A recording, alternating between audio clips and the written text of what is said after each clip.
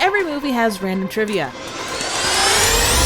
And here at Trivial Theater, I explore some of these movies and the random circumstances that make them the weird creations that we love. We've got a big one this time, folks. I'm tackling Spider-Man. No, not that one. Or that one. Nope. Oh, keep going. I'll tell you when to stop. That one right there.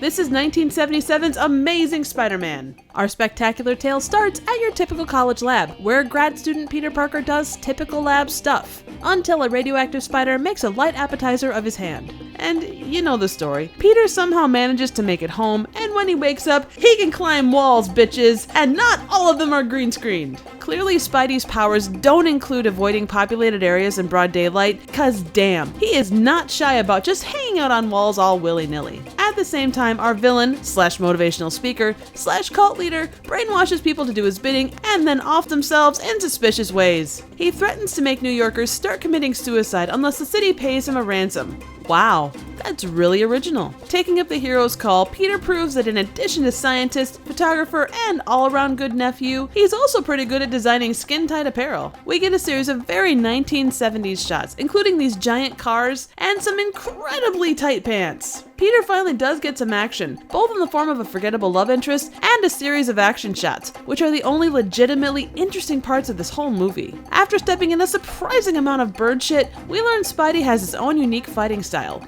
including this amazing roundhouse kick and some pretty decent pole dancing. Plus, we get to see this movie's mind-blowing take on Spidey's webs. It's really interesting to see this interpretation of Spidey climbing up walls, and to that point, I apologize for this next bit. Spider butt does whatever a spider butt does. I'm so sorry, but I don't regret it. Now, despite having super strength, the ability to heal quickly, and being able to climb walls, Peter weirdly still has terrible allergies.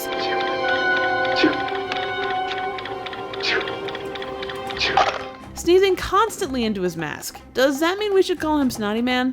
We arrive at the last 20 minutes, where the writers decided to incorporate a huge amount of exposition, a random flamethrower, and a life-threatening challenge for Peter. He gets brainwashed into jumping off the Empire State Building. Luckily, random plot convenience saves him, and he goes on to rescue his love interest. There isn't a resolution for this story, and that's because technically this is a pilot, just done in an hour-and-a-half TV movie format. In the 70s, it was common to have a big TV movie kickoff to get people hyped for the show, and comic book movies were big business. On TV alone, you had Wonder Woman, The Incredible Hulk, and Shazam. On the movie side, the list was endless and included both blockbusters and bombs. Now I'm judging this as a movie, and from decades on. Beyond reading the synopsis for the series, I really didn't invest much time in the actual show. Interestingly, whether by accident or design, the producers didn't follow a lot of the Spidey tropes we know today, including any mention of Uncle Ben, the saying with great power comes great responsibility, or the interesting villains that we know and love. Stan Lee even said that he disliked the show and was vocal with his dissatisfaction with it. Speaking as honestly as I can, the story didn't capture me. I just watched it, and I'm struggling to think of anything memorable about the plot. The villain was lame, and Spider-Man kinda lacked the things that make him Spider-Man. He just accepts he can climb walls and has Spidey sense, and in a really strange decision, J. Jonah Jameson lacked his classic vitriol. And in a move that worked much better for Christopher Nolan, the producers had Spider-Man take on real-life criminals instead of the classic supervillains. In their minds, it kept the show rooted in reality and kept costs more manageable. Ouch! What? How did this happen? Well, if Peter can roll with it, so can I. Now, putting aside everything that I've said, there are impressive visuals. Remember that this is before CGI as we know it today. Almost everything was either done practically or with common visual effects. As clearly fake as the green-screened wall shots are, there was thought and effort put into making them realistically fit the background. The POV wall climber shots are something special when you consider the first GoPros were decades off. They worked with a stuntman with a fucking big camera strapped to his head, hanging from a really tall building. That, my friends, takes balls.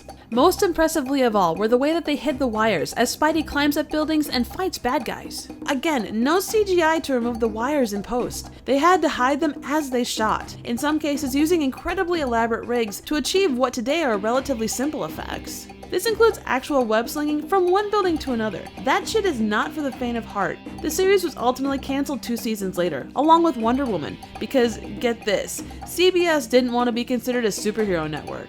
The Amazing Spider-Man is a mixed bag of things. I can recommend and do appreciate the visuals and stunt work, but it really falls down in terms of story. I guess that kind of lines up with the way that the Spider-Man movies have progressed when you think about it. So what do you think? Any suggestions for movies, trivial questions, comments, ratings, and a way to get down off this ceiling would be appreciated. Thank you so very much for watching.